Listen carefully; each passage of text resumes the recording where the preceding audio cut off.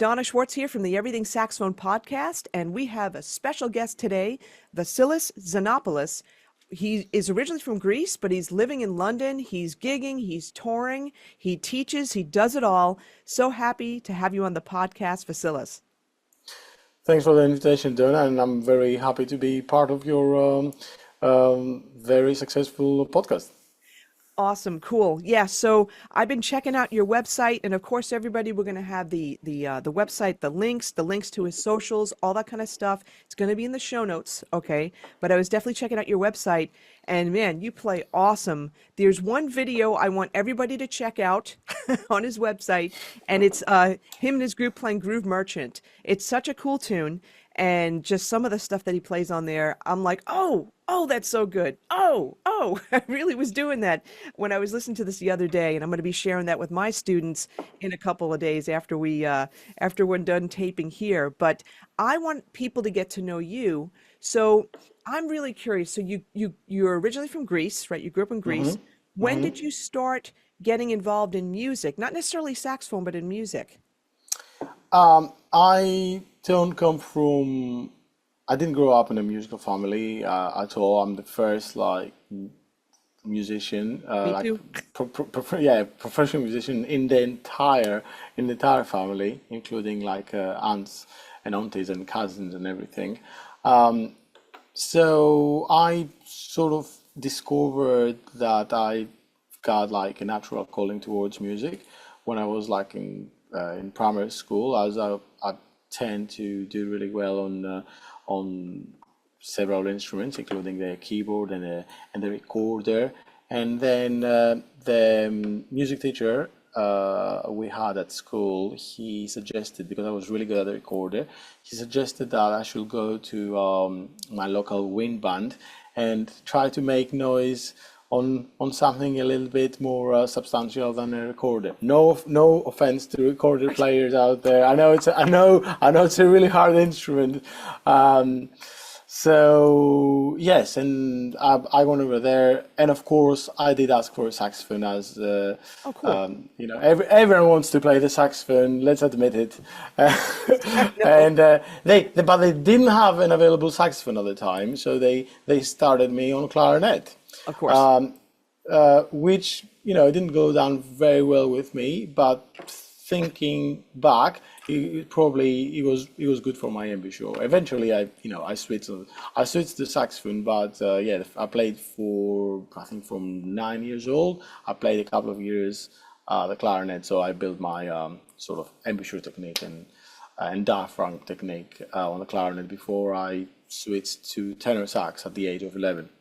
Oh, wow. Okay. Got it. All right. And so, how are the music programs? Because I've not had anybody from Greece on the show yet. So this is really cool. I've had a couple of people from Italy, and other countries too. So what was the music, what were the music programs like in your schools?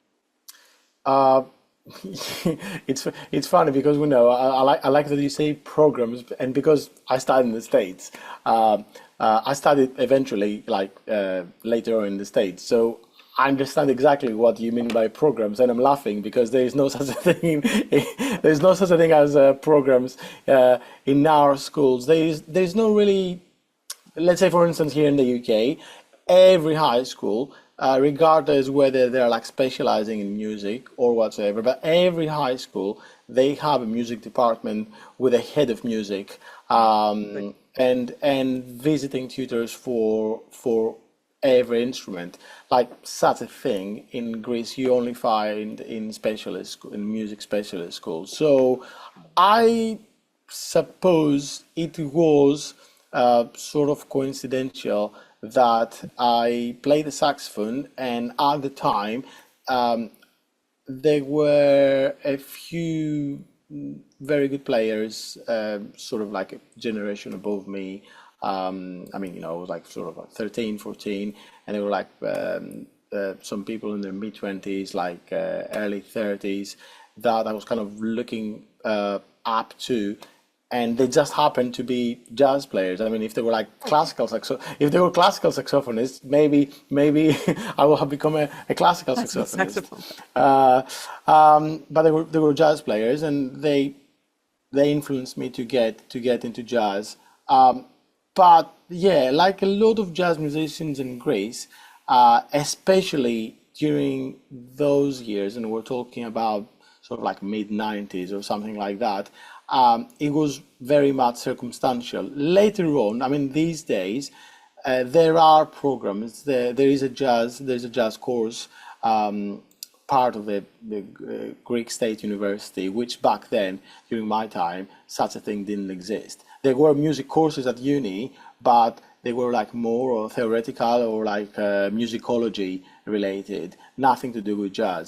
So yeah, it was pretty much circumstantial, and I suppose I was lucky because I just happened to be a young musician, trying to explore possibilities, about stylistic possibilities, and I was very lucky that some really good musicians, they happen to be good jazz musicians, and they influenced me to choose that path. That's cool. And I find that really interesting, though. I'm glad you mentioned the difference between London and Greece, and in the fact that at least you said in London high schools there's a head of music, there's a music department, so to speak, but not true in like I guess the primary and the we call it elementary, what is it, middle school and high school and all that kind of thing. So that's so interesting to me, but I'm not surprised about the colleges not having jazz programs even at that time, because I know I was going to school around the same time, and we at Queens College in New York, in Flushing, New York, they brought in Jimmy Heath in like Wow. 1980. Yeah, I know, right? In 1987, 88. That was a big deal. That was a huge deal. And from that, a lot of people came in. Like Walt Weiskopf was at Queens College. Um, Wow. yeah, and Darren, my friend Darren, I forgot his last name, but Darren that plays trumpet, he came in. Donald Byrd also came in a year later as well. Heavies. And then a number of years later, actually probably I would say maybe 8 or 9 years later or so, Antonio Hart came in, and he was great. He taught jazz history. I took that with him.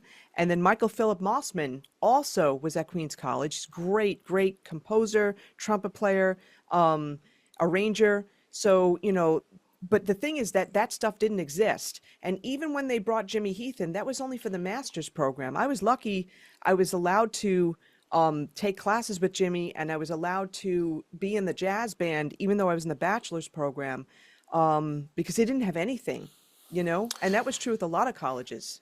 Yeah, in Greece, the music programs, they're not schools. So just like to give you a comparison again between the UK and Greece, and I suppose a few European countries, they have similar system to Greece. Like in England, in the UK, all majority of music lessons, one-to-one music lessons, they are taking place at school during school times. So Yes. let's say if I'm a jazz saxophone visiting tutor to a specific school, and the school hours are between 9 a.m. to 3 p.m. I teach during these hours, and the students are coming out of their regular classrooms for 30 minutes or 45 minutes. Obviously, that makes some maths and science teachers and English teachers very very unhappy. Yeah. That's what happens. Like in Greece, that thing will never be allowed Oh, by schools or in general by the education system. So if you wanted to learn an instrument, you had to go after school to a concert to your local or conservatoire, and learn an instrument like in the evening. I suppose like in Greece, kids they go to bed a bit slightly later. So having a piano lesson at 5 p.m. or a saxophone lesson at 5:30 p.m. It's not a very unusual thing in Greece. So this is where you usually had your music lessons after, like the same way that uh, kids in England they have like soccer after school clubs and that kind of thing. Yeah, I was going to bring that up too. So, and I know this is okay. So when I grew up in New York, we had the same thing. So we had lessons during the day. We were pulled out of our classes, and we had to make up the work. And I know when I was also teaching public schools, we did the same thing in Syosset, New York. But we got a lot of grief from the teachers because they didn't want to let the kids go. A lot of things had changed from when I was growing up to when I was teaching. And there was a lot of grief, let's say.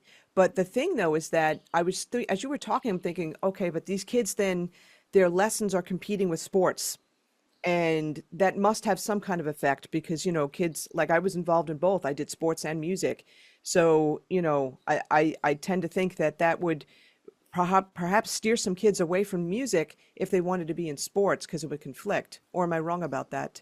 You're not wrong about it. I suppose, again, without you have to be careful these days with how you say these things, without want to be very stereotypical. In Greece, the I suppose the kid that will be into music. In Greece, right? I'm not talking about the States because in the States, all my music friends in the States are crazy about sports. Yeah, that's true. But in Greece, like a child that will be learning an instrument or taking ballet, classes, most likely they will be that heavy into sports and vice versa. Got it. So yeah, but again, that's not a rule, and I don't want to be like stereotypical. And then children that maybe they are good at both things, there comes a time that maybe they have to choose, which is a horrible thing Yeah, yeah. to ask like a teenager, oh, you're good at piano, but you're good at basketball, and or I don't know, and then friends or parents or society say, yeah, but basketball like can make you more money, and all that nonsense that I find like very cringy Yes. when I hear it. Yeah, and I was just thinking too, so if there were no, like, let's say music programs, so to speak, in your main school, everything was after school, does that mean that there were no concerts? Like there were no performances or anything like that? No, Wow. I'm just no. shocked by that. Yeah, so like the first concerts that I've played, I mean, I was still a high school student, but it had nothing to do with my high school, just like concerts with my local wind band. So I was actually playing with grown-up musicians, like I was like 15, and the rest of the band had all sort of ages of people from from my age to 60-year-old Oh, okay. 65-year-old musicians. So yeah, I never actually played in a high school band. There was no such a thing as a high school band. Maybe occasionally there when there were like we have like some public holidays they celebrate like some patriotic like national day. Maybe we had kids, school kids that we teachers knew are into music, and we were brought together just like to scramble some chords and some lines, just for that occasion. But we didn't have a regular rehearsal or whatsoever. So it was like a put together, a last minute put together band only to play for that day. But there's no such a thing as like the whole US like thing that you have like a school orchestra that regularly rehearses. Yeah. Yeah, we didn't have that.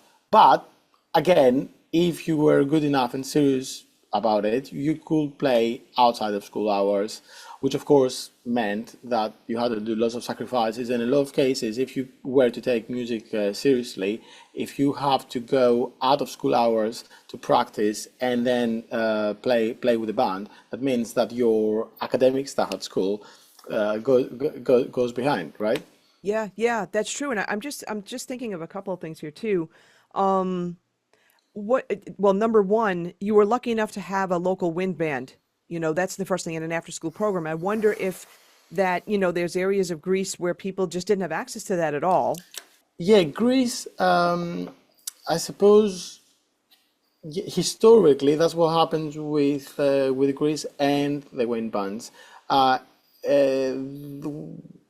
And you said you had Italian musicians on the podcast. Yeah. Greece has been influenced loads by the Italian tradition of having marching bands. If you've seen a movie or something or a documentary about like an Italian marching band on an Italian Good Friday. I'm pretty sure you've seen this in New York as well. In Yeah, New yep. York, like That's right. having like a Catholic Good Friday. Yeah, the that tradition was passed to the Greek culture as well. So every town, no matter the size, they have their own sort of wind band. So there are wind bands. Of course, the levels vary, but there are opportunities there for horn players to go out and do it and learn. But of course, because the levels vary from one town to the other, you reach a point that you have to do something else. You have to take it a bit further if you want to become better. And let's talk about that for a second. So, you know, you started to learn, you took some of these after school programs, you started on clarinet, then 11 you changed to tenor sax, and then you started, you had your lessons, all that kind of thing. You were then eventually playing with the local wind band. You had some kids that were a few years older than you, and somehow they got into jazz, and that influenced you. Let's talk about that for a second. What were some of the things that these kids were listening to? Like, do you remember the first jazz musicians that you listened to? The the very, very first exposure I had into jazz, it was like in my local town.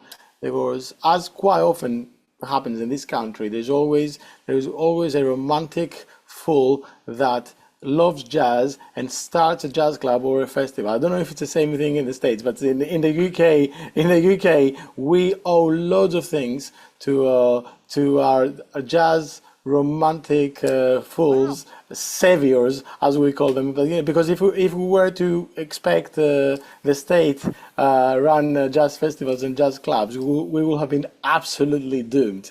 That's true. So there's always an individual with enough craziness to start a jazz club or a jazz festival, because let's face it, you need to have a very a very healthy amount of craziness to do that. And there was like a semi-pro saxophonist in my local town who was running a festival for a fair amount of years, primarily traditional jazz. So there were a lot of European bands coming every summer from all over Europe, playing trad jazz. So the very first sort of repertoire I was exposed to were things like Bourbon Street Parade and Hello Dolly and Basin Street Blues and that kind of stuff, Oh, which wow. which was great because I still think that learning how to improvise, structure improvise over chords, but doing it as part of a bigger group, is a really fun way of learning, and also it enhances your ability to listen because you have the trumpet playing like in trad jazz you have the trumpet playing the melody, and then you as saxophonist or clarinetist or trombonist, you have to play around the melody, but you still have to make the chords. So yeah, it was a really fun way of playing. But the very first record that really got me into jazz, was the Ellington and Basie bands playing together. There's an album. I can't remember, wasn't it? Yeah, I think it's together. can't remember the name of the album, but it's the Basie band and the Ellington band in stereo, and you have like you have the Ellington band here and the Basie band here playing the shout chorus of Take the A Train, and the impact of that sound just blew me away, and I said, I don't know what's that. I just want to do that for the rest of my life. That's it. Wow. What age, how old were you? It's probably 13 or 14. Wow. Okay. Okay. Wow. And that's true because you all didn't have like necessarily big bands in your right in your after school programs or anything like that. It was just a No, community wind band. we didn't have big bands and the wind bands. They played completely Yeah. different repertoire. As I said again, it comes all like for this sort of like Italian marching band repertoire. Yeah. That is probably quite a lot of the classical stuff. So nothing to do with jazz really. Yeah. Wow. And I mean just the influence I'm just thinking about that, like two of the most amazing bands ever, right? In jazz. And you're hearing that. You're hearing the sounds and you're hearing the different personalities, because that's what made those bands really great, the different personalities on each instrument and stuff like that. I'm sure that had an effect on you also, like hearing the saxophone played that way. And again, the personalities and stuff like that. I think it's really cool. I think I could be mistaken. Maybe we'll have people on the podcast saying he's wrong, but I'm pretty sure one of the tracks, Frank Foster playing a ridiculous like tenor solo, and because I was coming from the trad jazz background, which obviously it was great, but when I heard that big Frank Foster tenor sound, I was like, that's what I want to do. That's the sound I'm after. That's the sound I think. This is how I think the saxophone should be sounding like. Yeah, and that actually leads to another question that I had, your mentors. And so it sounds like Frank Foster was indirectly a first mentor for you. Yes, but in terms of how, yeah, I mean, in terms of how big influences, um, so I was given as a present my first Marantz. I remember that like my mom went to Germany and she came back and she brought me like a proper expensive CD player, Marantz. We had a hi-fi system, very nice hi-fi system, but we didn't have a CD player. So she brought me the CD player. Said, "Here's your present. That's your CD player. Now you make sure you go buy you save money. You go out and you buy your own records." And I did. And the great thing about that it was that I only had the pocket money was only allowing me to buy a new record every 2 to 3 weeks, which means that the same album was playing in my brand new CD player for 3 weeks, which is thinking of how things have the access to info that we've got right now. I'm very grateful, and don't want to sound like an old man, but I'm very grateful that I had a chance to listen to an album for 3 consecutive weeks and absorb all the information and not that thing that right now that you just have the skip button to the next track that we experience. So the very first album I bought was Coltrane's Blue Train, because I was told that it's a great album, and of course it's a legendary album, and I loved it, and I loved all the heads, but I was 14, I think. Yeah, I was 14. So after the heads were over, I couldn't keep up with anything that was going on there. So after 3 weeks, I had enough pocket money to go and buy my second ever album. I bought Dexter Gordon's Go, Okay. and I absolutely fell in love with the album, with all the heads, and now I could sing some of these lines, and that was amazing for me because I could follow some of the melodic some of the melodic development and that Dexter was doing. Even Sonny Clark is on this album, and that was mind blowing for me because by being able to sing these lines slowly, I started mimicking them on the tenor. So Dexter Gordon, long story short, Dexter Gordon was my true big influence on the saxophone. I kind of assume that because, and I'm jumping ahead because you have a project, or you had a project that was in, I think, 2019 called Dexterity. 2019, lucky enough, I did a tour because before the lockdown. Yes. Yeah. Yeah. And so this project was called Dexterity, and it was some rare tunes from Dexter Gordon. And I said, Mhm. okay, so this was probably a big influence to him. So that's really cool. That's really cool. And Dexter, big fat sound, right? And just the stylistic stuff.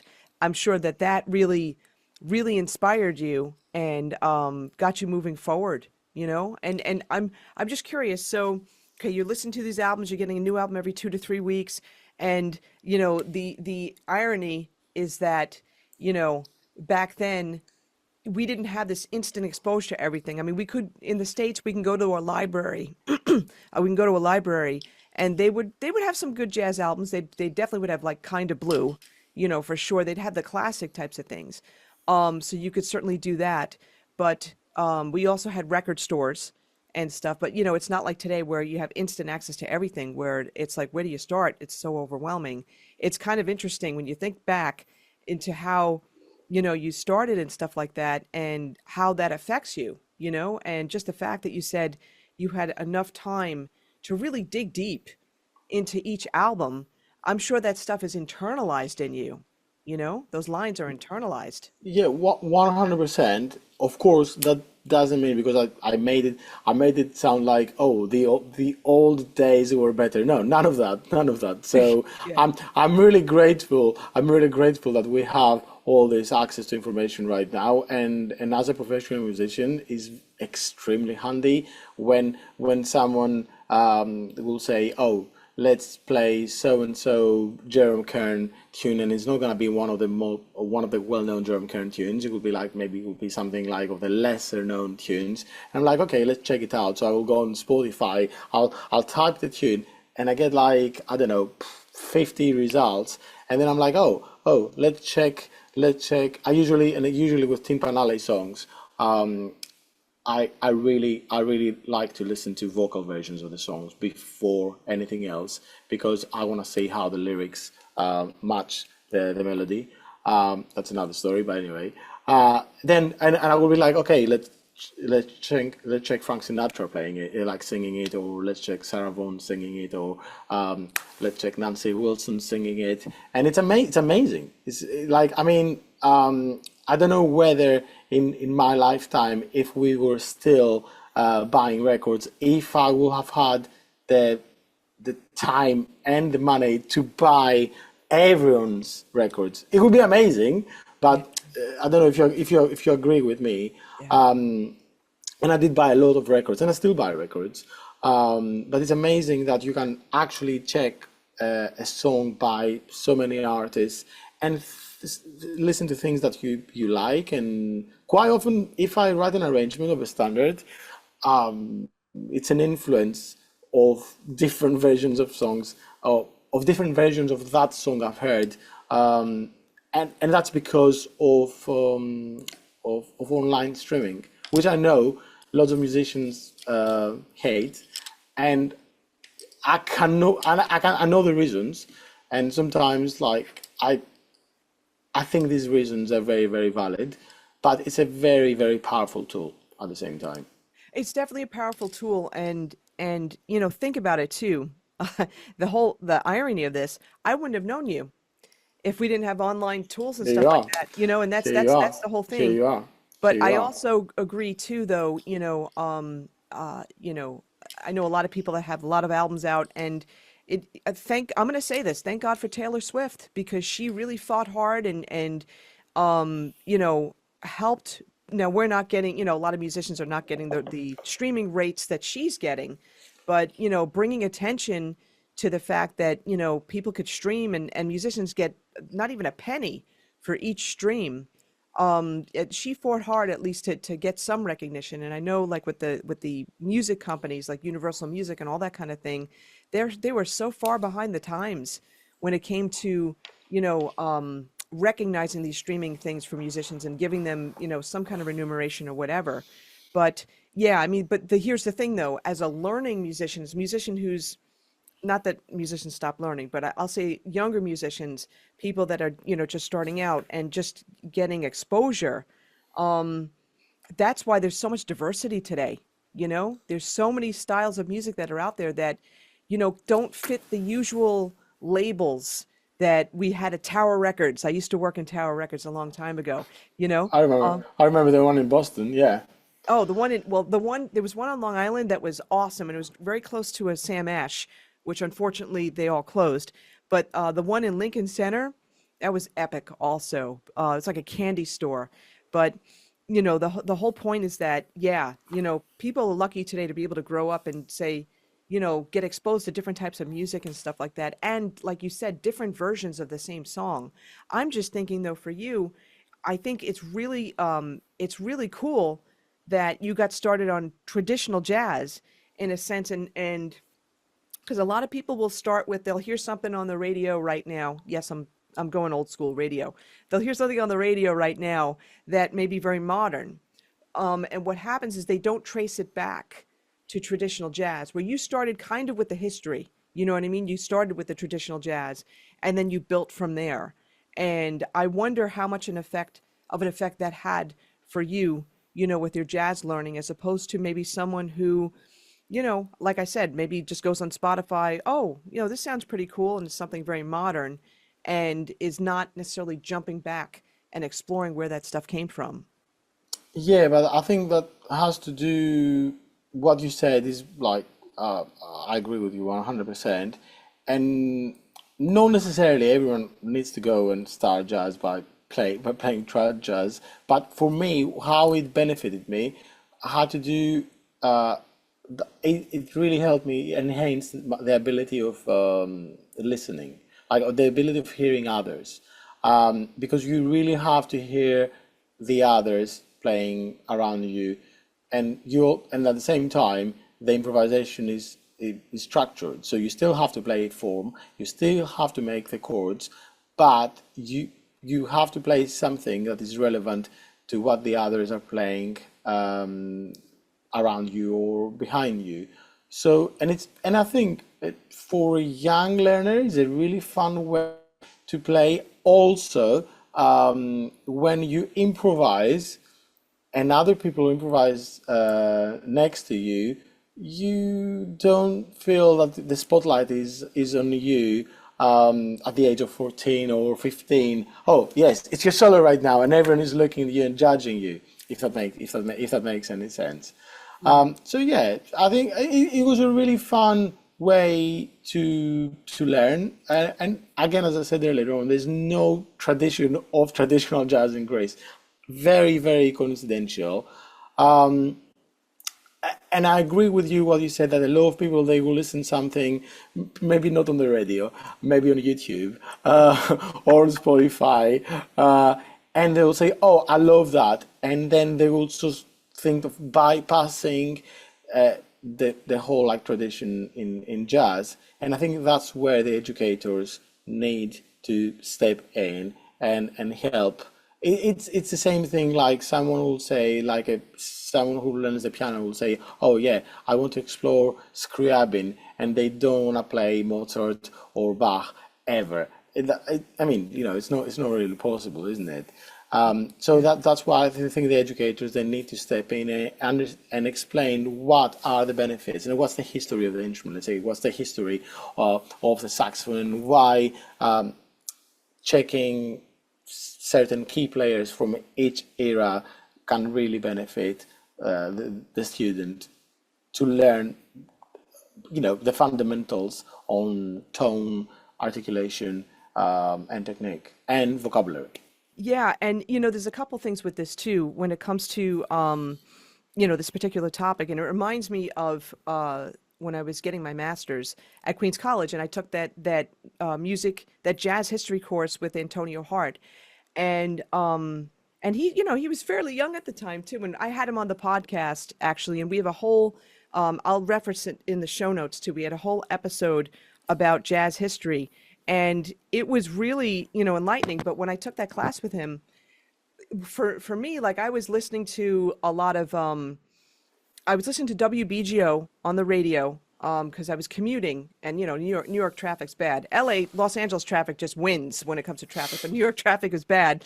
And so I was listening to BGO, I was listening to KCR, I was hearing a lot of Charlie Parker, listening to Coltrane, Miles, Dizzy, all that kind of thing. But was really cool with Antonio's jazz history class. So he went back to the beginning, the roots of jazz, and he burned CDs for every single person in that class. So what's your instrument you're playing? Okay, cool. Here's CDs. 5 CDs. I still had these CDs of like, jazz history and stuff like that when it came to like tracing the roots with saxophone and even other instruments and stuff like that. And that I never forgot that, that's a great teacher right there. And that's filling the gaps. And, because the thing is too, like, let's say you love David Sanborn, God bless him, right? Let's say you love David Sanborn and, you just listen to David Sanborn, but maybe you want to listen to who influenced him and then who influenced that. And that's another thing I learned too from Antonio at the time. So I think it's cool, just the way things were structured for you. I'm curious okay, so you heard the sounds of the big band. You're like, I want to do this. You're around 13, 14 years old, stuff like that. You had the festivals in town. You started getting the CDs, all that kind of thing. When was it in your lessons or because your local community, I'm calling it a community band. You're calling it a wind band. That's like the equivalent in America of community bands and stuff like that.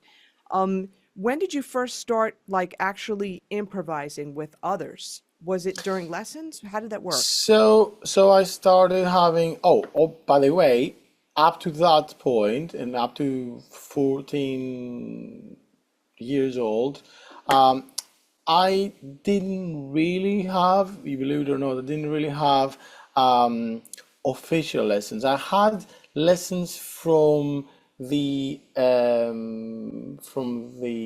elder members of the band, but none of them with today's standards anyway, or my standards today. They will be qualified 100% as teachers. They were like more experienced players. So I had proper lessons and proper music theory lessons from when I was 14 onwards in at Philippos Nakas Conservatory in Athens, which at the time it had the only jazz program in the country. Okay. And and they had just signed an agreement with Berklee College to be part of their international network. Got it. Okay, that makes sense. Yeah, and I started having lessons there in, let's try to get this right, in 1995 or 94, could be 94 or 95, maybe 94. 1994 actually. And I was there till 99, just before I went to Berklee. So that's where I had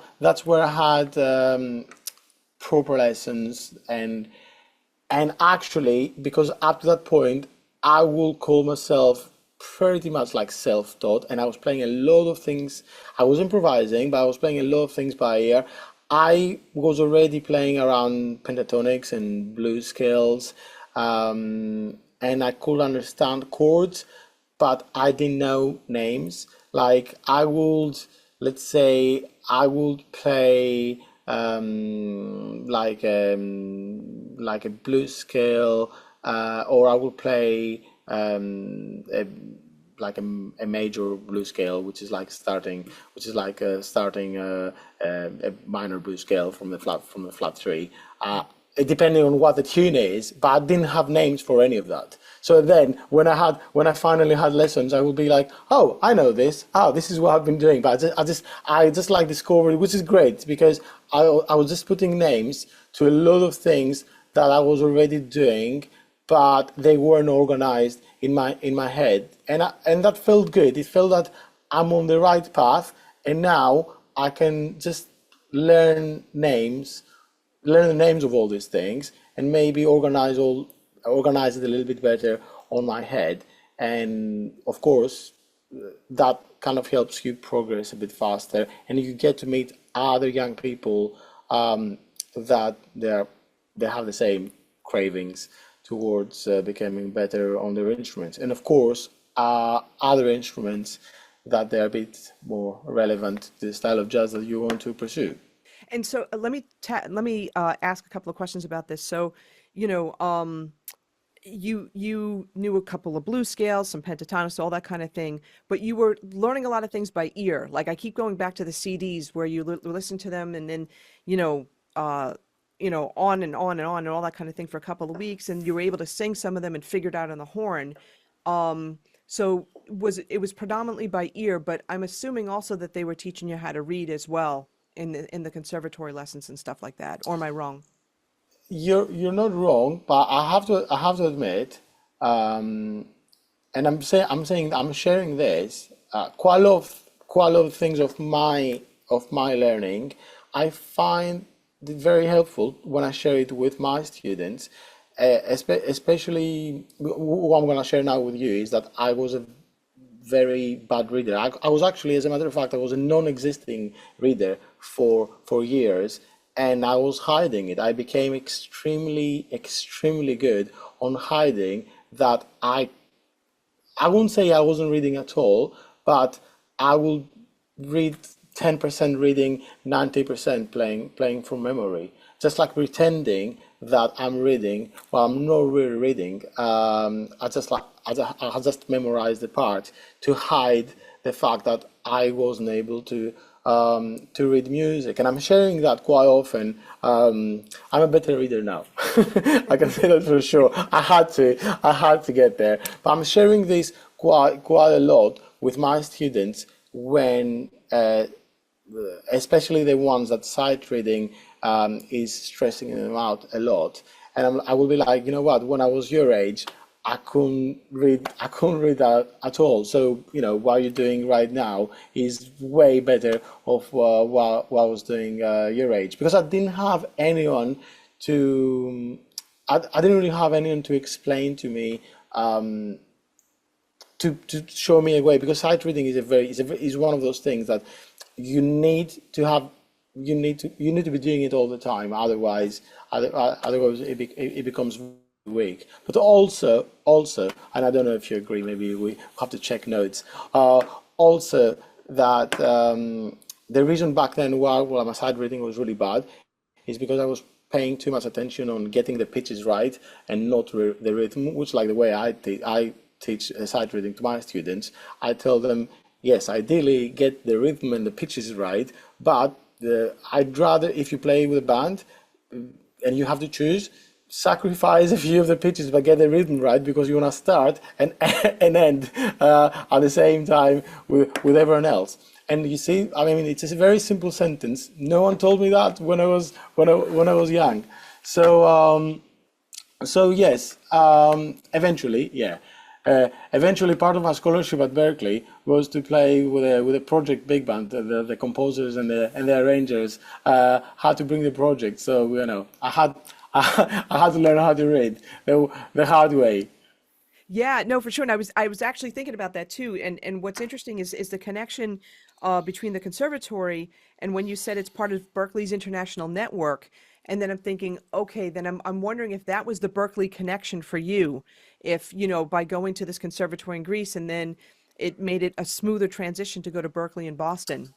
Yeah, 100%. Because by 90, trying to get their years right, by 96, 97, they were sending a group of very established the Berklee teachers once a year to Athens to run auditions for college. So yeah, I went to one of these auditions and I got a scholarship.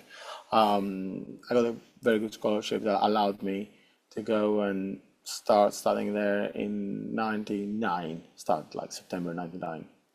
How I gotta ask, when you first went to Berkeley in Boston, comparing it to home in Greece, was that a culture shock? 100%. And I wasn't really prepared for that. Actually, what was it wasn't like, I mean, Athens is a big city and it's very, very vibrant. So it's not that like Boston, actually Boston, I think could be wrong with this, but like Boston could, especially Boston with other students, feels like a very small place compared to Yeah. Athens. So it wasn't Boston itself, but the course, the course completely blew me away. It happened generational wise that when it came to saxophone, there were quite a lot. I had quite a lot of peers in Greece just before I go to Boston, playing other instruments that they were at my level, but it just happened that there weren't many sax players when I was like 16 or 17 in Greece that they were at the level I was. So I was kind of playing, I was playing ball on my own. And then I go to Berkeley and I'm like, oh, so there's quite a lot of other guys that they play on my level too. So yeah, I mean that's a good thing. You see, again, that's a good thing. Maybe at first it's a bit of a shock that you realize that you have to compete to get in the good ensembles because Berkeley, I don't know if they still do it, but they had a rating system back then, and depending on your rating. On your ratings, I don't know. You probably heard that before? Depending on your ratings, They put you in certain groups, yeah.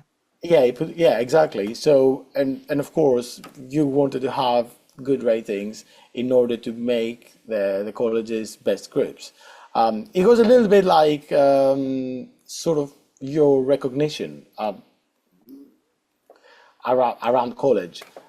If people saying, oh, Vasilis is doing the Dave Holland ensemble or the Art Blake ensemble, and everybody knew that in order to get to that ensemble, you needed to have certain ratings. So yeah, the competition was way more fierce, but that's a good thing. If you take it the good way, it's a good thing. I suppose because it's a very big place and you do have one-to-one teachers, but you don't have the same relationship with your one-to-one conservatoire teacher that is more of a mentor. They know you for years. That I think, or like your high school teacher that can step in and give you confidence and give you enough like mental strength to overcome something like that. So for me, it was a good thing.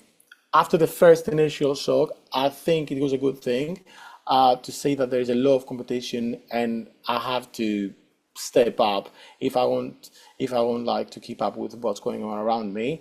But did see other young students that they found it really hard to cope with. Yeah, and that's true. That's true in a lot of music programs throughout the country. And I'm just thinking, back then versus now. I mean, it's still obviously very competitive now too. But I think there's more of a recognizing that mental health, the mental health movement and stuff like that. And I'm just wondering if nowadays in colleges and stuff like that, people there's more resources for kids. There's more resources for kids to reach out to and stuff.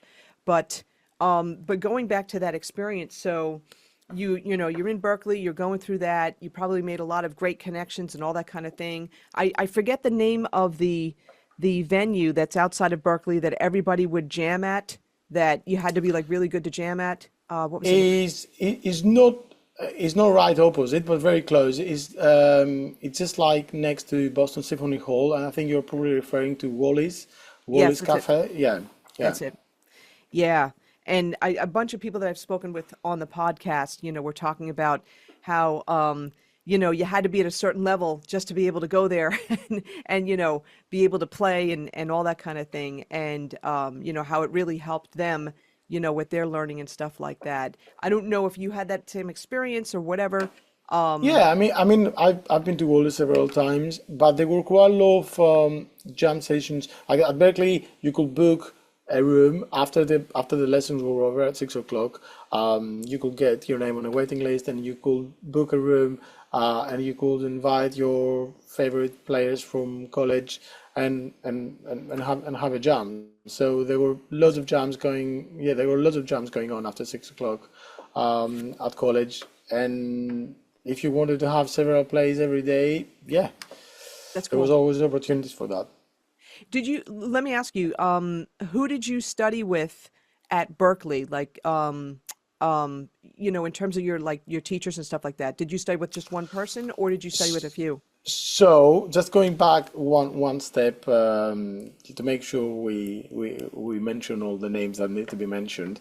My saxophone teacher in Athens, is like an amazing player, called Takis Paterelis, who studied at Berkeley 10 years before I went. So in a way, when Berkeley accepted me and they sent me the bulletin, which was that thick, which like for an 18-year-old, it's like it's a chaotic book. You don't know what courses to attend. I was very lucky because he invited me to his house like just a month before I go to college. He said, "Okay, bring the bulletin and open it." And he was circling which classes and which Oh, teachers good. I should study with. Which I'm telling you now, looking back, they were. I was very lucky to have that. They were students that it took them 2 years to figure out what's going on at college, because it's like Wow. 4,000 students there. It's like a big place, a lot of things going on. So I was very, very lucky to have Takis Paterelis, not only as a teacher, but also as a mentor, helping me from the transition to go from a Greek conservatory to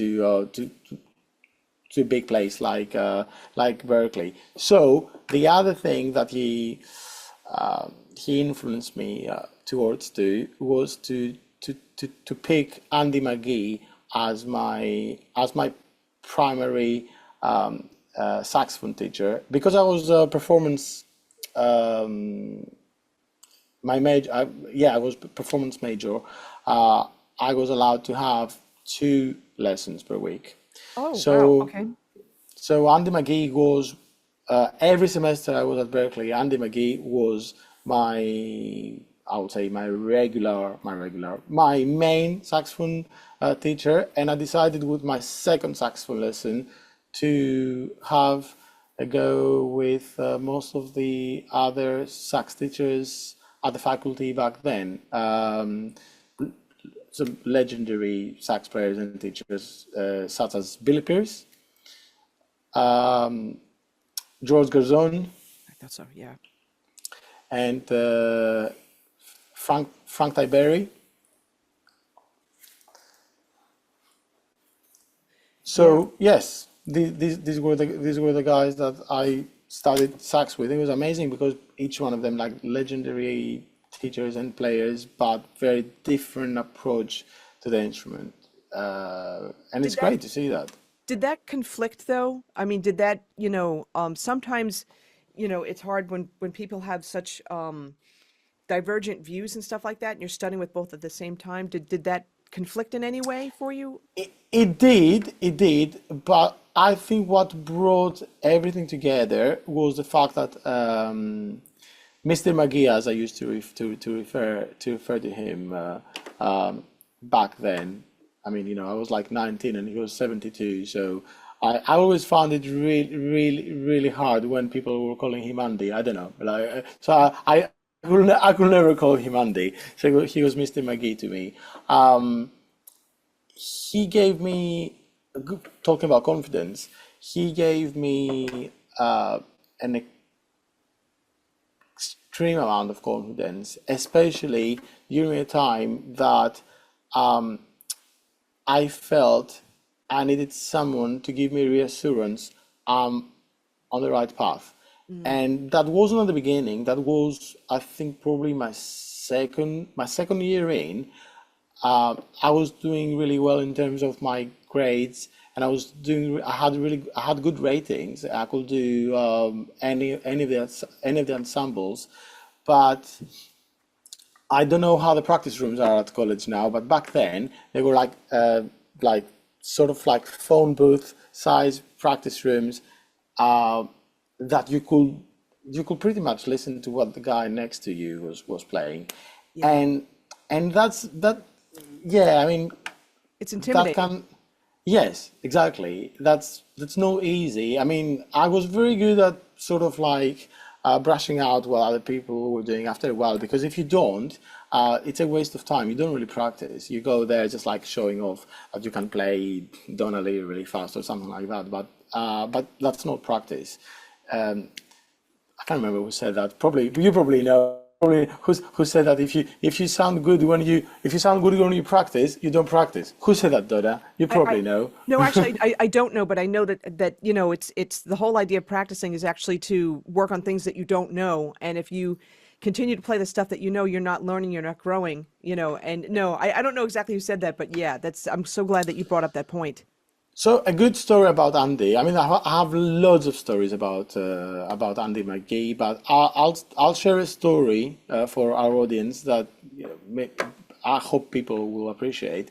Um, at maybe halfway my second year, um, I reached the point that I had everything, pretty much everything happening for me at college in terms of the modules. I say modules because this is in the UK term. I can't remember. Yeah, the classes, I wanted to attend, and then sables I was attending. But I remember a lot of my peers that we were practicing every day down in the practicing rooms. They were always praising me about my tone, my intonation, but I remember a couple of them telling me, you have like great tone, great intonation, but why do you always play your like so old school? Um, because at the time, I'm talking about like this late 90s, sort of like the post-Coltrane approach was very popular on the saxophone. So everyone was trying to play sort of George Garzone or Joe Lovano or Jerry Bergonzi or Steve Grossman, which are amazing players, but I still felt I had loads to learn before I go there. So I was just like sticking to my hard bop licks because they made sense in my head. So I remember going to a lesson with Andy, and and I wanted to share that with someone, and I shared that with him. And I remember Andy said to me, next time someone tells you that you sound old school or old fashioned, just smile and invite them into your practice room and ask them to play Cherokee with you, against you. And that was his way to tell me, like it was like telling me you will sound better on playing that tune against them. And that was the biggest reassurance someone could have given me at the time.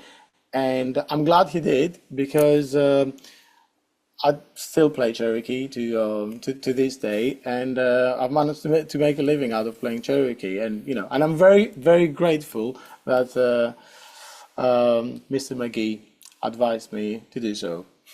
That's an awesome story, and it also points to the fact that, you know, you were standing out as someone who's unique at the time, which is important because if everybody's a clone of each other, you're not going to stand out either. That's at least that's the impression that I'm getting from that. I don't know if you agree as a saxophonist. there were always trends in jazz, and there will always be trends in jazz, and there will always be a sax player who other sax players will be seeing as the messiah. And like Michael Brecker, one Yes.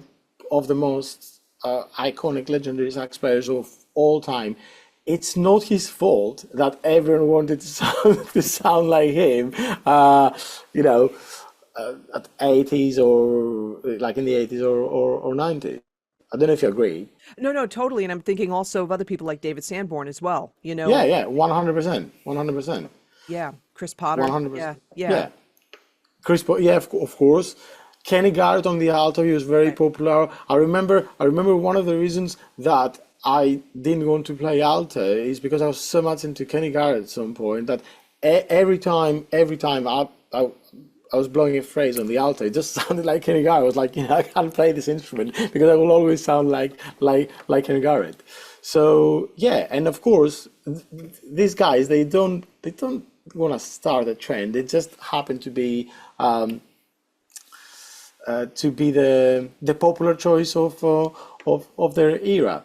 Yeah, and actually, what I'm thinking about this too, just as an aside, all that listening that you did when you were younger, and I mentioned this before, how it got internalized and stuff like that. And you probably approached, as you were going through college, again, maybe not spending 2 or 3 weeks on a record or something like that, but all that internalization when you were younger and using your ears first before your eyes, I think really helped in terms of, learning jazz and internalizing it and having it, be part of you.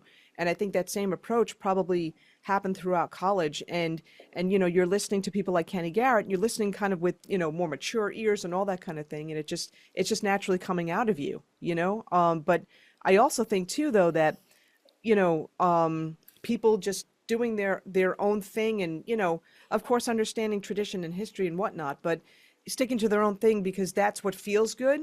I think that's awesome. I think that's the best thing. I remember Stefano Benetti, who was a podcast guest. He was saying that to me on the side. He said, you be yourself. It's the same thing in martial arts too. When you're sparring somebody, you have to spar your own fight. You want to do your own thing, and you do have to go through the foundational stuff, and it's important to do that because you don't want to reinvent the wheel. But just doing your own thing and sticking to what feels good for you and it's true to you, I think that is the best thing. I think and it seems like that was the start of you maybe thinking that way. Or Now now you're giving me a pass to share another Andy McGhee story. oh, cool. A personal story of his. So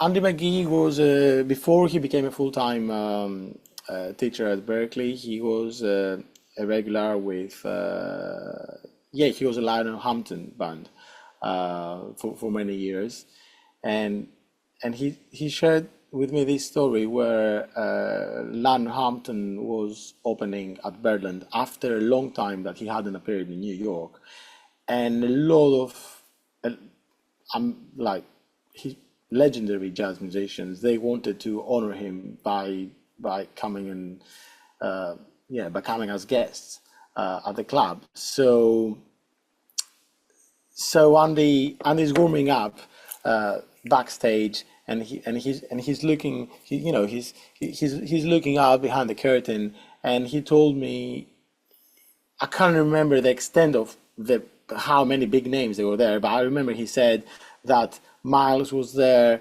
and Ella Fitzgerald was there, and I can't remember, like some amazing heavies. Like John Coltrane was there, Oh my God. and and and and Andy McGhee said, I started panicking at 10 minutes before the show, and I'm backstage, and I'm trying to work out on the first song, maybe a hip piece of vocabulary I can play, so I don't sound outdated or old school or all that. And he said to me, thank God I calmed down and I told myself, it's the way I've been playing so far that got me to do this gig. So I need to go out and play like me. That's And and I've used that. I've repeated that story in my head several times, when I when I feel the same on certain gigs, and even that, I don't know whether I'll have the courage to go out and play in front of Train and Ella and Miles and all these people. But yeah, that's an Andy McGhee story, and it's a great story. But every time I'm doing a gig, that it's a little bit of a nerve-wracking situation, and I know that a lot of musicians of high caliber there in the crowd. I always remind myself I must be doing something good to be landed this gig in the first place. So probably I need to carry on doing the same thing. That is such incredible advice. I'm so glad that you shared that story, because that can apply to every single listener of this podcast. You know, it's the whole idea of fighting your own fight, and just being yourself. Because again, like you're saying, you wouldn't have gotten the gig if you weren't who you were. This is great, because I was going to ask you about like tips that you can share from your mentors at the time. And this is a fabulous one for sure. So let me ask this question: are there any other tips, whether it's from Andy or from some of the other teachers, that really impacted you at that time? It's a funny and scary one, but it's a funny one. I mean, I think it's a funny one.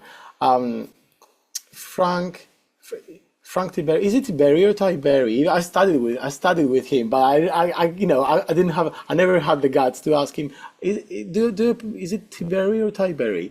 What is it? I think it's Tiberi. I think it's Tiberi, Tiberi. yeah. Frank Tiberi, because he was a legendary member of Woody Herman's Thundering Herd. By default, at college, he was running the Woody Herman big band. Okay. So I was on second tenor for a while in that band, trying to hide the fact I was a better reader at the time, but I was always feeling I'm the worst reader in the saxophone section. So I was there trying to keep up with everybody else's reading. So we tried to play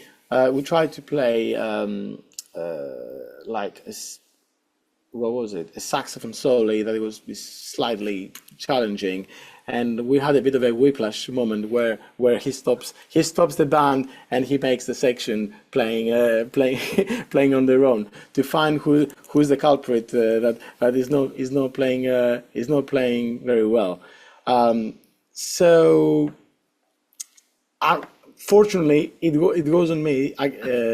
And I say it was a bit of a whiplash moment, because I think the lead alto, the lead alto didn't get like an accidental right, and it made like a certain phrase sounding wrong. So Frank says, okay, make sure, I can't remember, like make sure that B is a B flat or something like that. Circle it with your pencil, and the lead alto student, he's looking left and right, but there's no, because he hasn't got any pencil, and Frank goes, come on, get your pencil out of the case, and he puts his head down and he says, I haven't got a pencil, and Frank sent him home. Wow. Sending him home. By any means, I'm not embracing this story, right? I don't know if the rest of the guys had pencils with them. I definitely didn't have pencil with me that day, but he didn't ask me. But since that day, I always carry a pencil, inside all my saxophone cases. Here you are. Yes. That's another story. Actually, you know what's funny? That reminds me of a story. So I grew up playing trumpet. I went to college for trumpet, and I was taking lessons with Vince Penzarella, but also with Mel Broyles, who is the principal trumpeter for the Metropolitan Opera. And similar thing, he's like, make sure you always have a pencil in your case. You mark up your parts. It's not embarrassing to mark up your parts as long as you put it in pencil, so you could erase it later. You circle every accidental if you need to. He had me transposing on site like up an augmented fourth and all this crazy hard music and stuff like that. And he's like, if you circle it, all that kind of thing. It just reminded me of that. But yeah, I always have pencils. There you I are. have There you are. multiple pencils, all There the you are. time. And that definitely impacted you because you remembered that story. I mean, and as a sax player, just like because we're a saxophone podcast, um, a pencil, um, a screwdriver, and Yes. and some duct tape, and an elastic band. Here you are. That's the emergency toolkit for sax players. And actually cork grease too. Actually cork grease as well. Yes. Yeah, no, for sure. And I'm laughing about the screwdriver. Yeah, like and if you wear glasses too, you just get one of those eyeglass screwdrivers. You could just stick that in your case. That's easy enough if you don't want to carry the whole screwdriver case and stuff like that. Because yeah, I was just thinking to myself too, like on my tenor lately, it's like, gosh, the screw keeps getting loose. So definitely thinking about that for sure. All right, well now let's move forward. So you graduate from Berklee, right? And then when did you start? You started gigging, I'm sure. And were you in the States? Did you go back home? Did you go back to London at that point? Where'd you go? So when I graduated from Berkeley, at the same time, actually straight after, my dad was diagnosed with terminal cancer. So Oh, shoot. I had to fly back to Greece for my dad's last remaining months. And when my dad passed away, a lot of people who they're not from Greece, or a lot of people who know Greece, they will know that military service in Greece for young adults is compulsory, and it's still compulsory. Oh, You okay. you believe it or not, it is Israel, but not as long. We don't do in Israel. They do three years. In Greece at the time, for me, it would have been something like 18 months. So, and the only way to not to get out of it, but like to delay it is by carrying on studying. So at the time, uh, I felt that if I had gone to the Greek army to do my compulsory military service, my whole music development would have gone back. And don't of the Greek army again as the US army that you can go and play in a killing big band. There's nothing like that Oh, in wow. Greece. So yeah, I will most likely I won't have been able to practice or play for 18 months. So that would have been like a massive step back for me. So I needed to carry on studying. And because to go back in the States and do a postgrad course over there, it will have cost me quite a lot of money. I thought I'm gonna stay in Europe, so I was between Paris and London. Whoever was gonna give me the best offer, and they gave me like a scholarship for a postgrad course here in London. I didn't really know much about the UK jazz scene back then, but that's how London came into my life just because I didn't want to go do my military service in Greece, and the rest is history. So I came over here. I used that course as an opportunity to network with a lot of musicians, and rumor grew around that there is a young Greek saxophonist that can play a lot of standards. That was all like one of my strong points was, and I think it still is. I know a lot of tunes, and I suppose back to what we said earlier on, maybe just to stand out, people sometimes they might think is, you have to innovate something, but actually no. Like, I mean, I stood out because there weren't many young jazz musicians that they knew the old standards, and a lot of the older guys, they started calling me for gigs because they appreciated that. And I made my way into the British jazz scene using that pretty much. And I suppose there is, yeah, lots of people they find it surprising why the Brits why the older Brits, I mean older generation Brits, they were familiar with the American standards, and I often tell them because outside of the US, it's the other English spoken country that they listen to these songs without having to translate into their heads. Okay, yeah. That's really good. That's a good, definitely a good connection. So that made you stand out, right? And so how long? So you took some post grad courses, right? And then you were gigging and all that kind of thing. Yeah, I did. I mean, I used the postgrad. I mean, no disrespect to my postgrad course at London College of Music at the time. But after I graduated from Berkeley, I even if I hadn't carried on studying anywhere else, I think I had enough information to take me throughout life in my head. But I used the postgrad to start networking with people, and then I did the first steps into the scene, and more people started to calling me and get out there and playing in the jazz clubs and the festivals. Before I start forming my own groups, probably that was around 2008, 2009. Okay, got it.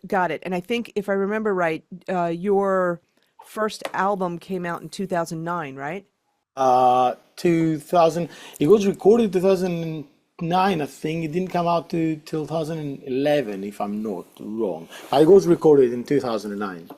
You're right. So the band was already gigging. My first band in the UK was already gigging by 2009, but the album officially released in 2011.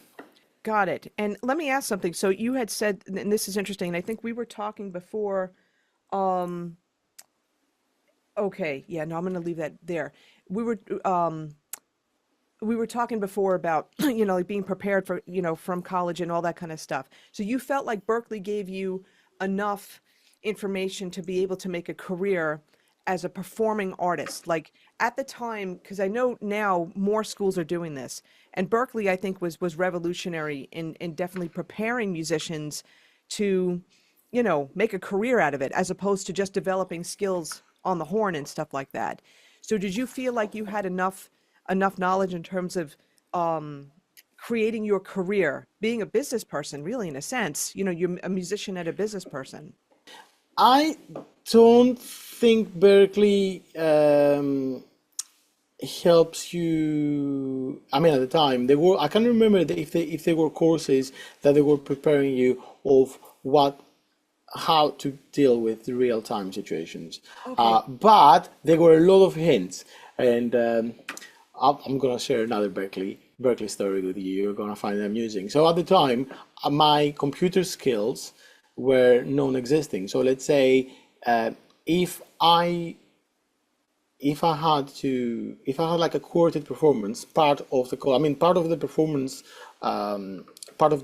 major was every semester or every like to organize like a performance either at the cafeteria or one of the other rooms, and you were responsible for advertising your own gig. So I had no computer skills or whatsoever. So I had someone else to do like a very basic flyer for my gig, like black and white with boring fonts and the name, and it looked like the most boring thing ever. And I remember taking my flyer,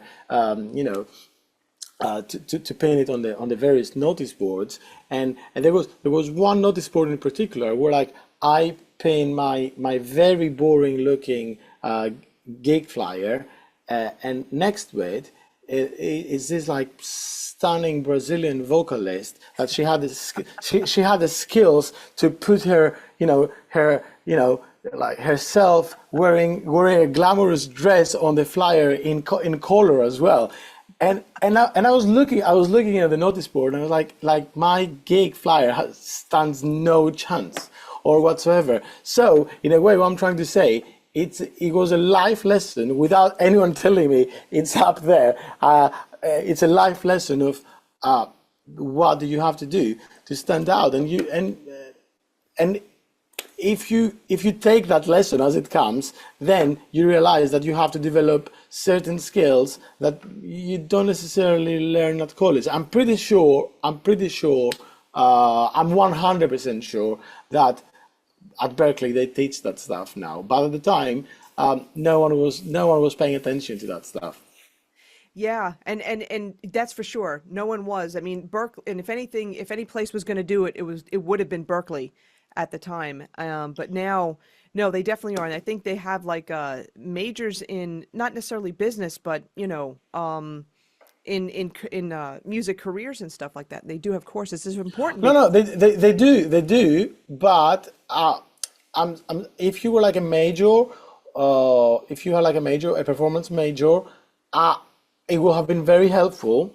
Let's say if at the time I had gone to Andy McGhee to tell him this story about the stunning Brazilian vocalist flyer, he would have looked down on me, and and rightly so, because he wouldn't like the fact that I'm taking my focus away from music, Okay. and do something else. But life progressed, social media came into our lives, and I mean you're on a podcast, so you know exactly what I'm talking about. You have to stand out. We go to YouTube. I mean, how many saxophone channels are on YouTube now? And you see even the thumbnail they choose is very, very carefully chosen, because they want all of us to click on their videos. So yeah.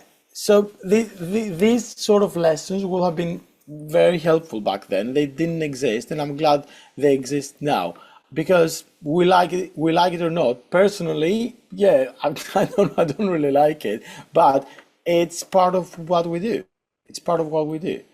If we want to Yeah. promote, if you want to promote your podcast, if I want to promote my new album, we have to stand out one way or the other. Yeah, and you know what's interesting too? I think the theme so far for this particular episode is standing out.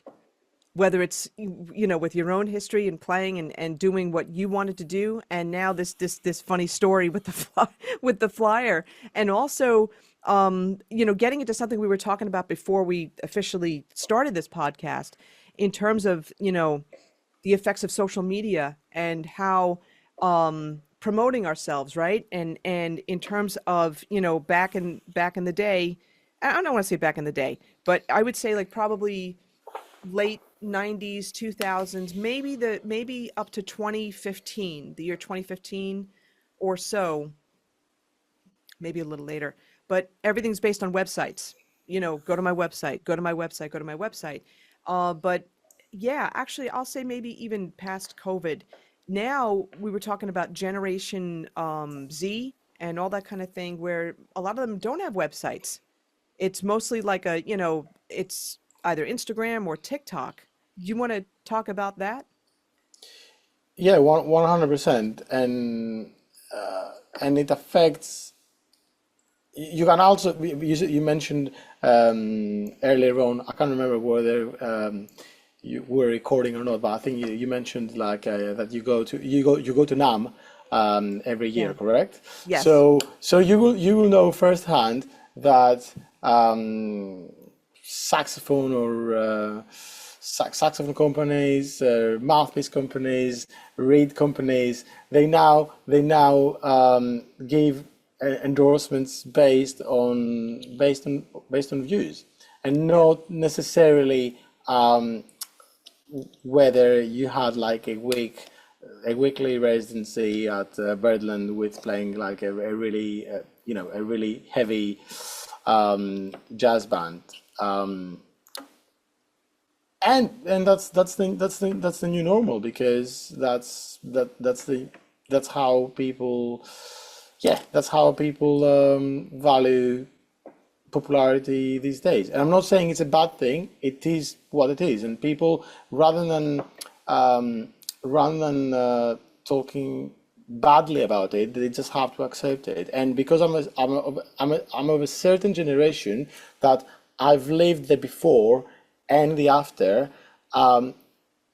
When I catch peers that they're my age or older, sort of getting into, oh, the back in the day, blah blah blah blah blah, I'm have to remind them, yeah, but you're still a young person, and if you want to keep up with what's going on Yeah. around the world, you just have to accept that that's how things are. So if I had an endorsement because, let's say, I was doing a very popular jazz tour in the UK or something, and I've lost it because they checked my Instagram followers and they are not, the number is not as big, such as so and so.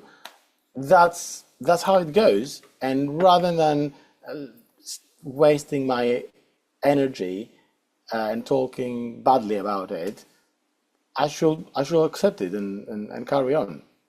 Yeah, and either one or two things, go with the flow and take the time to use those social media, avenues to promote yourself, or just keep doing what you're doing, and just accept the fact that things have definitely, definitely changed, and definitely changed pretty quickly too, because um, between Instagram and TikTok, like TikTok really blew up, I think within the last maybe 2 years or so.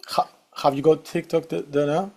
I actually do, but I honestly don't use it. Yeah. I use Instagram, not so much. I'm more on Facebook and stuff like that. But I know some of the up and coming people like Augie Bello, who's he was in my school district. I saw him grow up. I saw him evolve. And he's got a huge following, huge following on Insta and TikTok and all that kind of thing. It's hard for me, honestly, for to not see people having websites, because you do want like one place where you can gather all the information and stuff like that.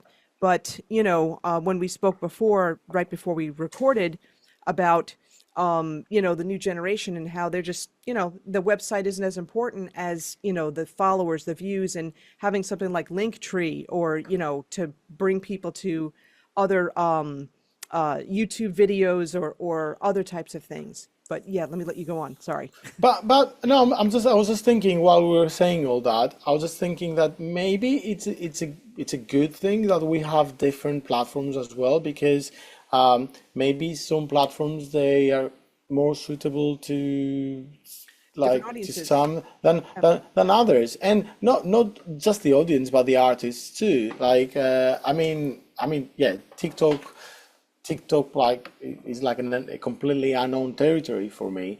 But even with Instagram and Facebook, I really, really push push myself to use Instagram more, and then I always fall back into Facebook only because it's kind of easier for me to use, because I know how it works. Um, I mean, Same way. I might get a bit of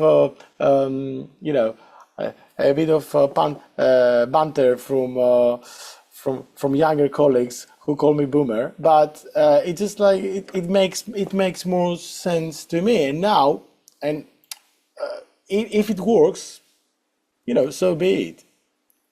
Yeah, it's so funny because I'm in the same boat. It's Facebook is easier to use. I just than even Instagram. And Instagram's cool. I'm always scrolling through that and all that kind of thing. And I'm always supporting my friends. And I see Grace Kelly and Leo P all the time on there, and Augie for sure. It's just I feel like for me, like I can understand the way Facebook's laid out better. It like fits my perception of that.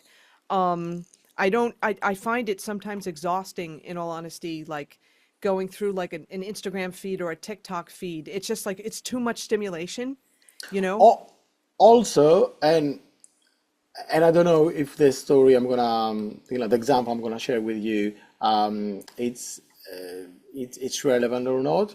But also, it can be a bit misleading. Just like an example, I was working with, and I still work with a singer, with a younger singer. He's very popular on TikTok. Is of that generation that he posts on TikTok, and every video he posts, it's got like like 2 or 3 million Wow. views, and then he was doing a gig in a very central, popular venue in London, and just up to the last 2 days of the gig wasn't sold out, which is not a bad thing. You don't have to sell out every venue, but judging, if I was judging him from his TikTok audience, you have thought, if every video you post there has like between 3 and 6 million views, I'm pretty sure you can sell out an 80 seater Got it. Yeah. jazz venue in town. And then at the same time, if I post about a gig and I get 115 likes, which is my average on Facebook, and I sell out that gig, means that demographically maybe the people who interact on that post are most likely people who are willing to go out and pay admission to come and listen to a jazz gig. I'm not saying that's the rule, okay, and I don't want like No, no, I people got you. who are listening to this to go like, no, you're completely wrong. What I'm saying is, it doesn't really matter what platform you use, as long as it works for you and it brings results to what you want to achieve. That's another great tip too, for sure, because I think that people can absolutely relate to that, and um, yeah, and that goes with the whole promotion piece too. And the thing is too, like on your website, you do have all your social links over there as well, And I don't know if you share to your socials or if you have someone else do it, or if you have your management company do No, no, that.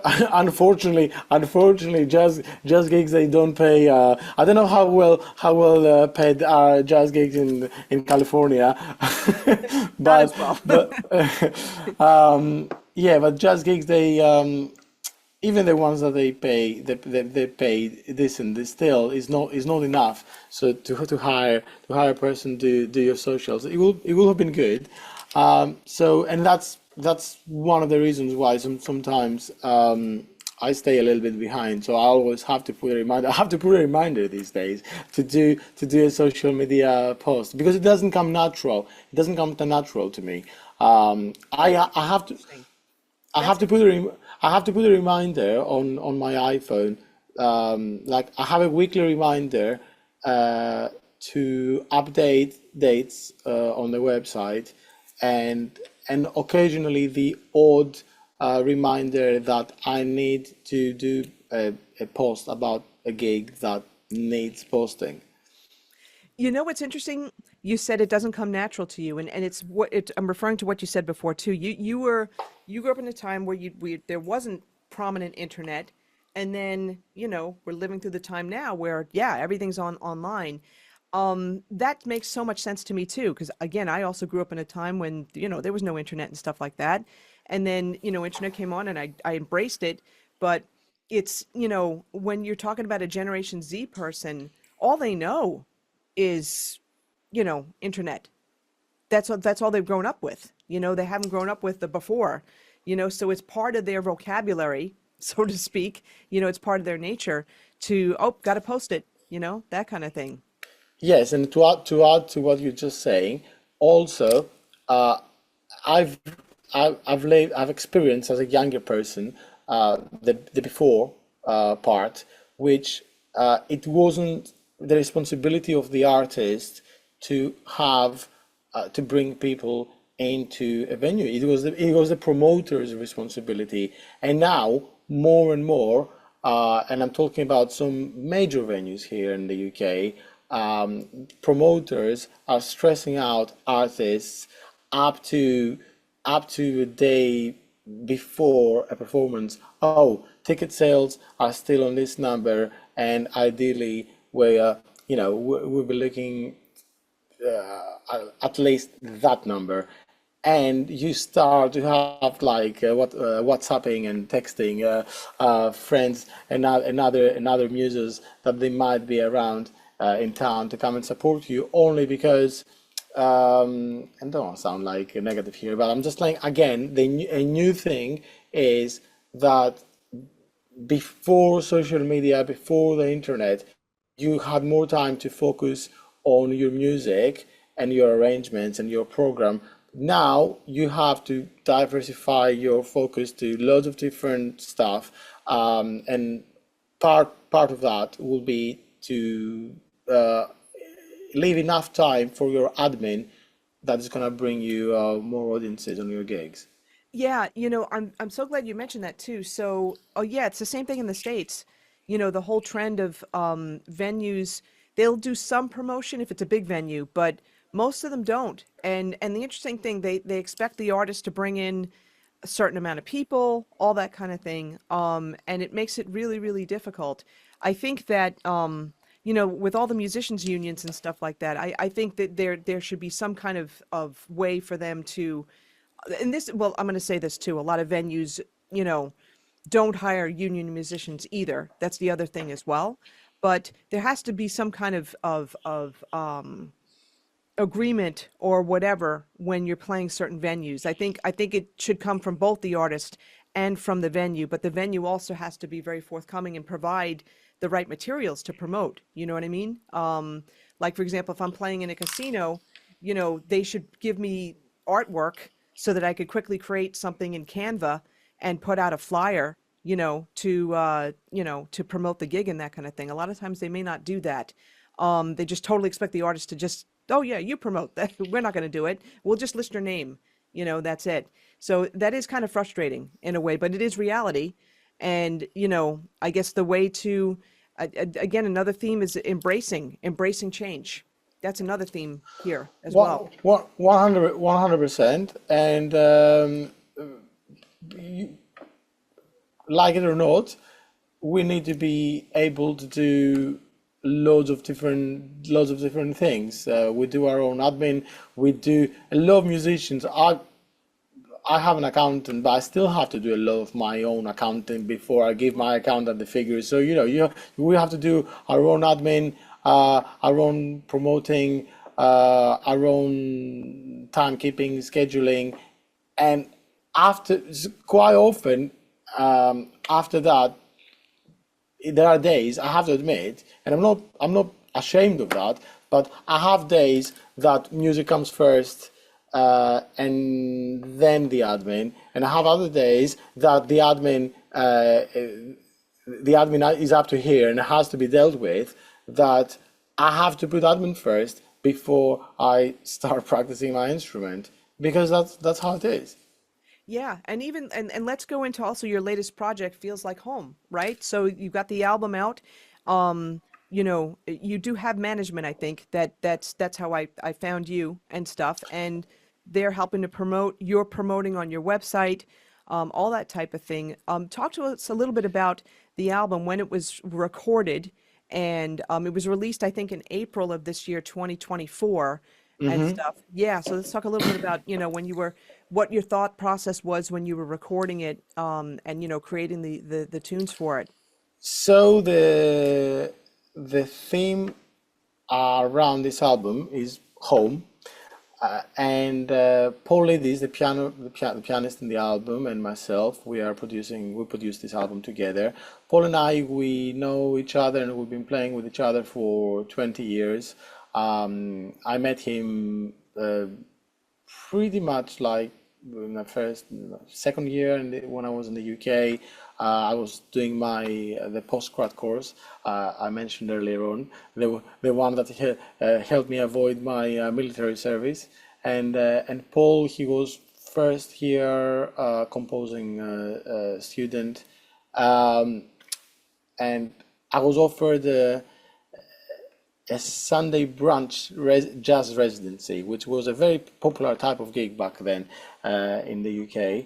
And I needed a young, enthusiastic pianist who could put up with my silly choices of tunes that required to carry loads of real books with you. And Paul was up for it.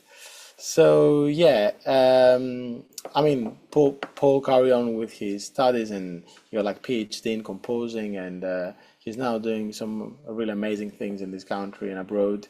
But we always kept playing and making music together all these years, and we've relocated quite a lot. I mean, I grew up in Greece, then I went to Boston, then I came here to the UK. Even here in the UK, I've relocated lots of times, and Paul has relocated in the UK lots of times. So we made this album that the cover looks like the London Underground map, but rather than having London Underground locations, we have key locations of our lives that we've stayed there, and places that.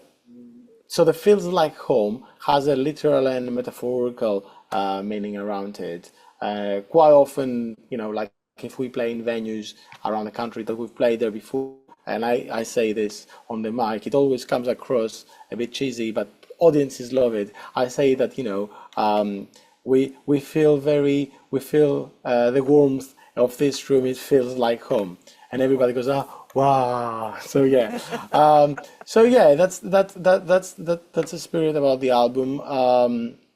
Paul has written 5 original tunes. I've written 2.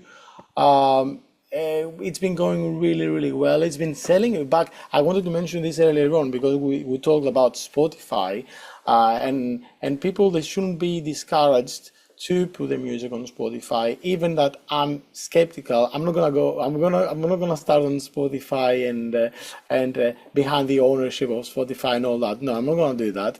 But people, they shouldn't be that skeptical about online streaming, because as you said earlier on, if it wasn't for Spotify, you won't be able to come across to my music, correct? Yeah, yeah. Yeah, and I'll tell you something, and I'll try to share this with other jazz artists out there, that the figures on this new album, which is like it's a 2024 release, the figures of CD sales that we've been selling on gigs is doing really well. I mean, for a jazz album, obviously, the figures of CD sales that we've sold on gigs so far. I think we've done maybe 25 to 30 dates since March 2024.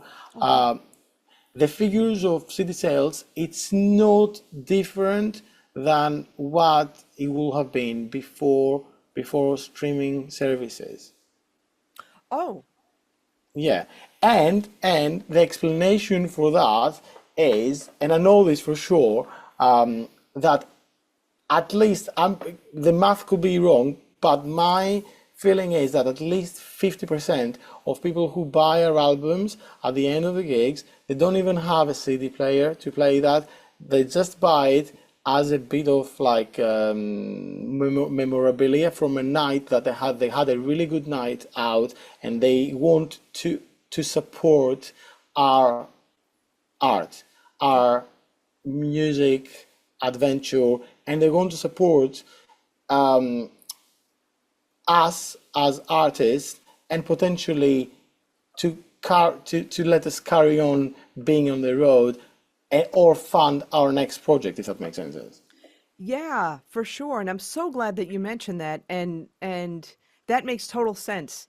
The one thing though that really is sticking out in my head though is that many of these people may not have CD players. That's hard for me. I'm sorry, because I have a CD player. I even still have a CD player in my car.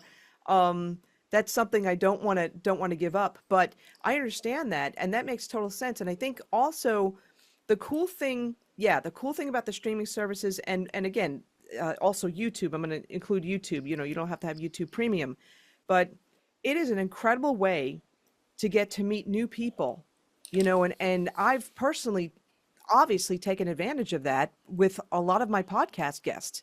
I've got so many people from Europe, Australia, all over the world, and I never would have been exposed to them if, these services weren't around.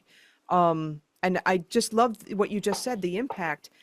You may not be getting so much in terms of revenue from it, especially as a jazz artist compared to like a Taylor Swift, but it's the echo effect of, you get some people that are like, oh, this is really interesting, and then if they can, they'll go see a show. If they can't, though, they'll find you and they'll buy a CD. And this is where I kind of go back to websites. I'm sorry, I do, but it's just the easier place to do that. However, people will use Linktree, and they'll post a way to get their albums from there too. So I guess some way of allowing people to purchase merchandise and CDs and whatnot. I think it's a great story. It's a great tip.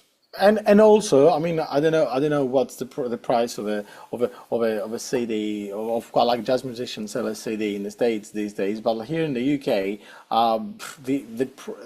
we still sell CDs the same price that we've been selling them like 20 years ago. So Oh, we still sell albums for 10 British pounds, which, if I'm not wrong, is something like $15 or something like that. And it's okay. been the same. It's been the same for the last 20 years.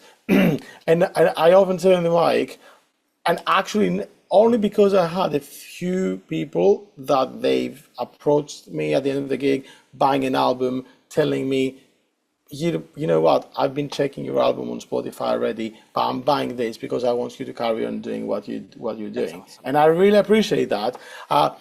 So since I understood that some people they do that, I often say on the mic that we sell albums for 10 British pounds, which right now, if you stop on a UK motorway highway at the service station, two coffees they'll cost you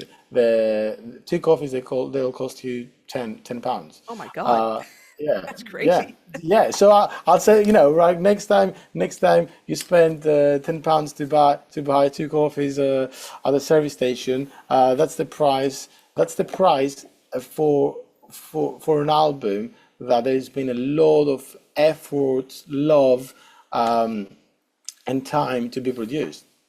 Well, not only that too, the coffees, you drink them, they're gone. The album you have forever, That's Yeah, the other thing yeah, too, as the other yeah, lasting effect. yeah. That's so interesting. Wow. Well, now let me ask you. So yes, you've been touring a lot since this album's release, and let's talk about like future. I'm sure you have more dates lined up that you're touring for this album this year, I'm Yeah, assuming. we have more dates for this project. I mean, the biggest chunk of the traveling has already been done. So now we have like sparse for this particular project. We have like sparse dates in this calendar year and a few in the next calendar year. But I have some other really cool projects that I'm part with, and as well, I'm a freelance musician and session player. So I'm very versatile as most sax players that I'm pretty sure you have hosted in this show. And that, again, um, back to what we said earlier on, we need to have loads of skills. And I was saying that yesterday. I was saying that yesterday to a couple of young musicians who came to this festival. I was appearing in Athens. They were asking me for advice, uh, and I said, if you want to be a full time, if you want to make a full time living from music these days, you have to be versatile. You have to be very, very versatile. And they said to me, what do you mean? And I said, uh, if you want to go out and play, I don't know, to play like in the style of Lester Young and nothing else, and play the rest of that time and be very specific. That's amazing and it's very respectable, but you might have to do something else on the side to support that. Yeah, and it will stand out for sure if you're, I don't want to say it like a Lester Young tribute band. I don't mean it that way, but if that's the style that you want to play. But this goes to a conversation we had before we started taping, and this was about also you gig, you tour, you record, you're a session player, but you also teach. And we were talking about, the importance of teaching and the respect that you have for it in terms of how you schedule it. If you want to talk about that right now. Yeah, I shared with you before we press the red button that I have 2 full days of teaching every week. It's not every week actually. Like my teaching is around 30 weeks a year, and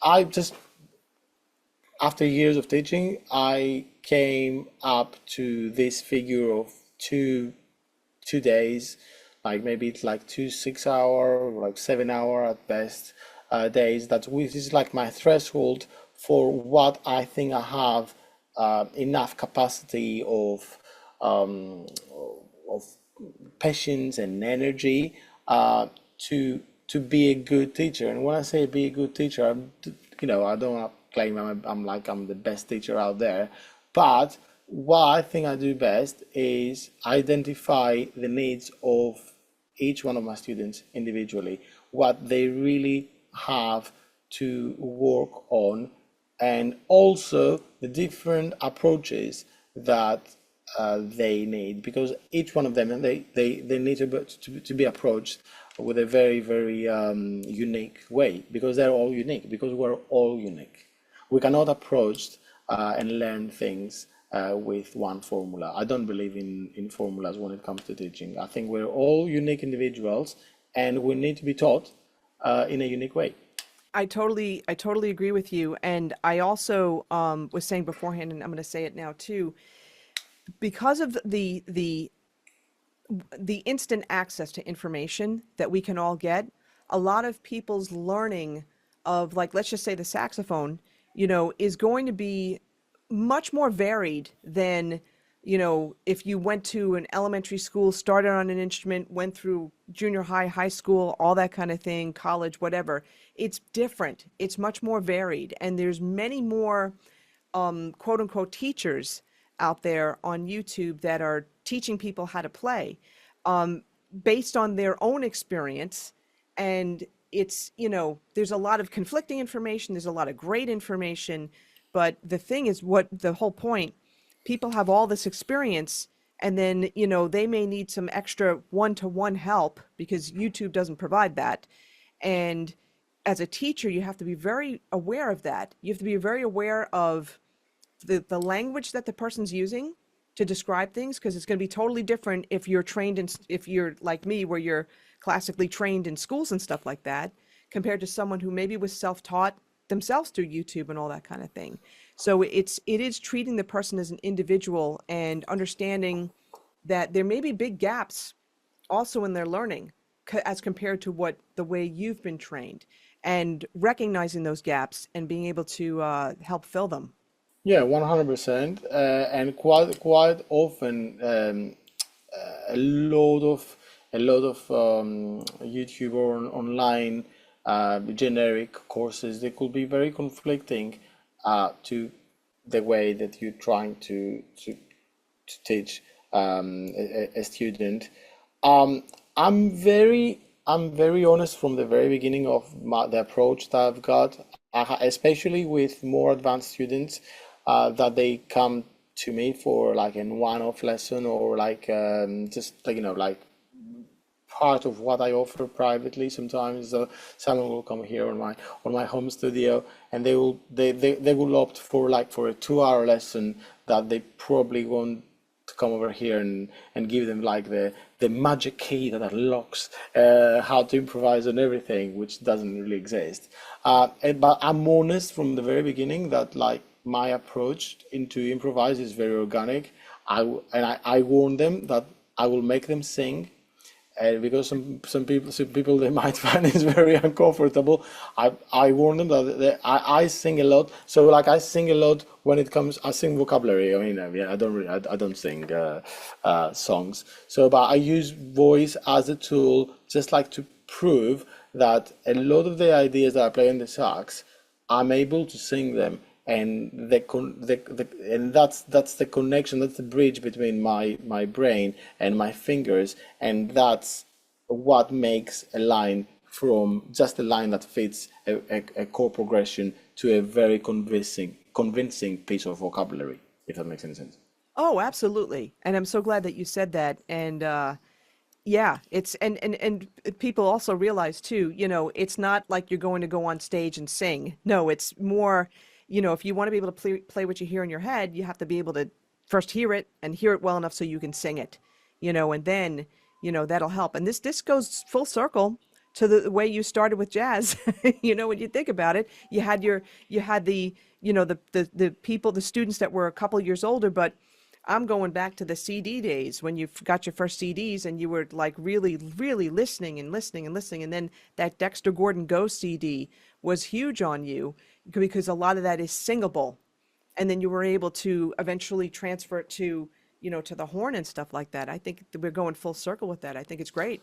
Yeah, and we have to teach. We have to teach I mean, we have to play. No, we don't have to do anything. But I often find it very straightforward, that it makes lots of sense when I hear a person, playing, and their playing matches their personality, and then if I see them teaching, I will expect that the way they teach, it matches the way they play as well, if that makes any sense. So I want to believe that my playing matches my persona, and I want to believe that my teaching matches the way I play. I mean, if I was to play a certain way and then teach like in a very, very different way, that would be very conflicting, I think. So yeah, it might not be the most like groundbreaking key that unlocks all chord progressions teaching, but it's very honest, and it's definitely very organic and very, very musical if it's understood by by my students. Yeah, and let me ask a couple more questions with regard to this. You just said like if it's understood by my students, are you finding that particularly for, well, no, I can't say this. Are you finding for your students that this is an issue in terms of learning organically as compared to, all right, I need to get great quickly. What can you do for me? Like, are you getting a lot of Okay, that?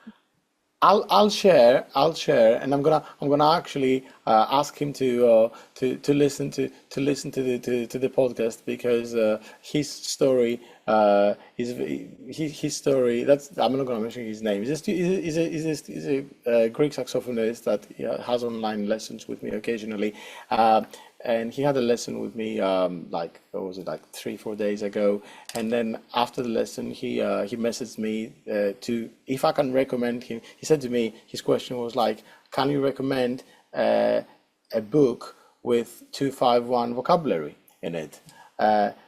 And my reply was, listen to Morrison instead. There you go. And because he put like a laughing emoticon, and I was like, yeah, but I'm serious about this. Just transcribe Morrison instead, and find 251 pieces of vocabulary there, and then sing along to each one of them. Find your favorite ones, sing along to them, and before you know it, it will be part of your vocabulary, and then it will come out on your horn one way or the other. Yeah, that's actually that's great advice, and that's also a great way to end the podcast. I'm going to ask one more question, and this is and now I'm going to be thinking about this question every time I ask it. But how can people find you online? How can people find me online? Because to imply that I have a really hard name to spell. I know, I get that all the It's time. Not, it's not that actually. I actually didn't have a hard time with that. It's more, I'm thinking about the whole website thing now, because now I'm rethinking this. But no, but you do have a website, and like you have your socials on your website. So, your website, can you tell everybody what your website is? And we'll have the link in the show notes too. Yes, it's my full name. Very hard to remember because it's very long and it's very Greek. Vasilis Xenopoulos .com. But because of Google, yeah, I had to. I always worried back in the day where you had to get spelling on a website correct. Otherwise, yeah. Now because of Google, you can literally butcher my name by 50%, and if you just put like Vasilis Xenopoulos really badly spelled, but the Greek London saxophonist next to it, it will definitely get into me. Yeah, there are no other Greek-born saxophonists because I do have British citizenship as well. But there are not many Greek-born. There are not any Greek-born saxophonists in the UK, so it's not very hard to find me. And that's the way that you stand out. Yes, quite often I joke with promoters that I'm the biggest name in the scene, and I go like go like that. That's awesome. Well, listen, Vasilis, this was awesome. This was so great getting to know you. And in the audio podcast, everybody, so we've got the video here. In the audio podcast, when I do the introductions and all that kind of stuff, I also share the artist's music. So you're going to be hearing some tracks from his latest project, Feels Like Home. All right, so definitely check that out as well. I think you're going to enjoy it as much as I did. And definitely check out his website because there's some really good stuff there. Again, I'm going to say you got to check out the YouTube video of him and his group playing Going Home. Really cool stuff. So I wanted to thank you so much for your time. You've been really generous with it. I would like to thank you for the invitation and for all your regular listeners and the new listeners. And I'm not saying this just to say it, but it was a pleasure to have such a lovely chat with you. And you asked me very interesting questions that it made it really pleasant for me to talk about things that I really like in life. That's awesome. I always love hearing that. I appreciate that. All right, well, listen, thank you so much again. Thank you so much, Donna.